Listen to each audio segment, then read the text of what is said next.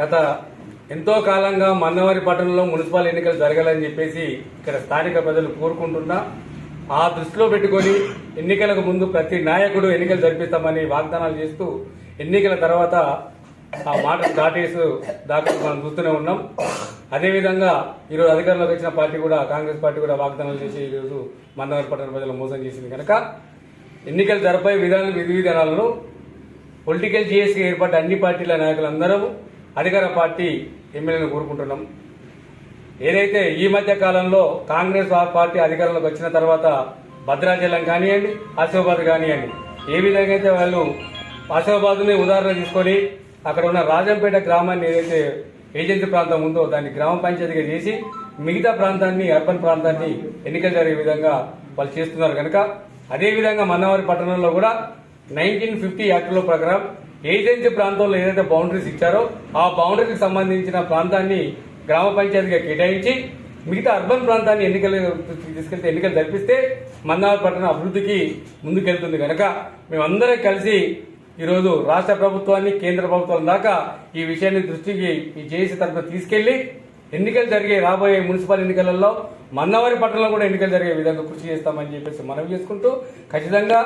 ఇప్పుడున్న గెలిచిన ఎమ్మెల్యే భద్రాచలంలో ఏ విధంగా చేశారో అది ఒక్కసారి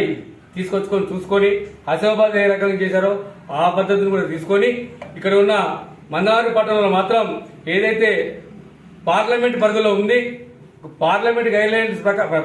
సుప్రీంకోర్టు గైడ్ లైన్స్ ప్రకారం మేము ముందుకెళ్తామని చెప్పేసి అంటున్నారు. ఆ సుప్రీంకోర్టు గైడ్ లైన్స్ ఏవైతున్నాయో అవి ప్రజలకు వెళ్లబుచ్చాలని చెప్పేసి ప్రధానంగా మేము జేఏసీ తరఫున డిమాండ్ చేస్తున్నాం. సుప్రీంకోర్టు గైడ్ లైన్స్ నుంచి తప్పించుకోవడం కాదు, ఆ గైడ్ లైన్స్ ఏంటి అనేది మాకు ప్రజలకు వెళ్లబుచ్చాలని చెప్పేసి మేము చెబుతూ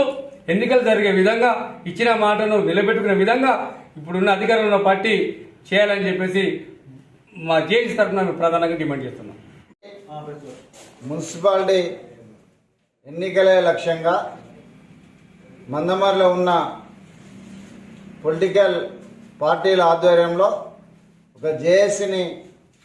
అందులో సీనన్న గారి నాయకత్వంలో కన్వీనర్గా ఏర్పాటు చేసుకొని ఈ కార్యక్రమాలను ముందుకు తీసుకెళ్లడం జరుగుతుందని సందర్భంగా తెలియజేస్తూ వాళ్ళ గతంలో చెన్నూరు ఎమ్మెల్యే యువ టైగర్ బాల్క సుమన్ గారు మందమరికి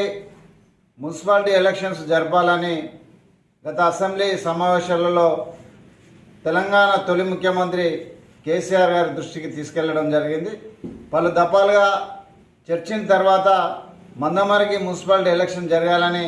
కేంద్ర ప్రభుత్వానికి కూడా తీర్మానాన్ని చేసి కూడా పంపడం జరిగింది. దాంట్లో భాగంగా వాస్తవంగా ఈసారి మన బీఆర్ఎస్ ప్రభుత్వం అయితే ఇప్పటికి ఎలక్షన్లు జరిగేటి, కానీ దురదృష్టవశాత్తు పరిస్థితుల దృష్ట్యా వాళ్ళు ఇక్కడున్న బీజేపీ మా అందుగుల సీనన్న గారు ఈ మున్సిపాలిటీ ఎలక్షన్ కోసం గతంలో తీర్మానం చేసి ఏదైతే కేంద్ర ప్రభుత్వానికి పంపిందో బీఆర్ఎస్ ప్రభుత్వం దాన్ని గౌరవ పెద్దలు కేంద్ర హోంశాఖ మంత్రులు శ్రీ అమిత్ షా గారి దృష్టికి తీసుకెళ్తానని మా సీనన్న బీజేపీ ప్రధాన కార్యదర్శి గారు చెప్పడం జరిగింది. కాబట్టి వారి ఆధ్వర్యంలో మందమరి మున్సిపాలిటీ ఎన్నికల కోసం ఇవాళ పొలిటికల్ జేఏసీ ఏర్పాటు చేసుకొని దాని ఆధ్వర్యంలో వాళ్ళ ఎన్నికలు జరిగే వరకు ఈ పోరాట కార్యక్రమాలు తీసుకెళ్తామని సందర్భంగా తెలియజేస్తూ దాంట్లో ముందుగా ఇక్కడ మందమరిలో ఉన్న గిరిజనుల మనోభావాలను దెబ్బతినకుండా గిరిజనులను వాళ్ళ హక్కులను కూడా కాపాల్సిన బాధ్యత పొలిటికల్ జేఏసీకి అన్ని పార్టీలకు ఉన్నది. కాబట్టి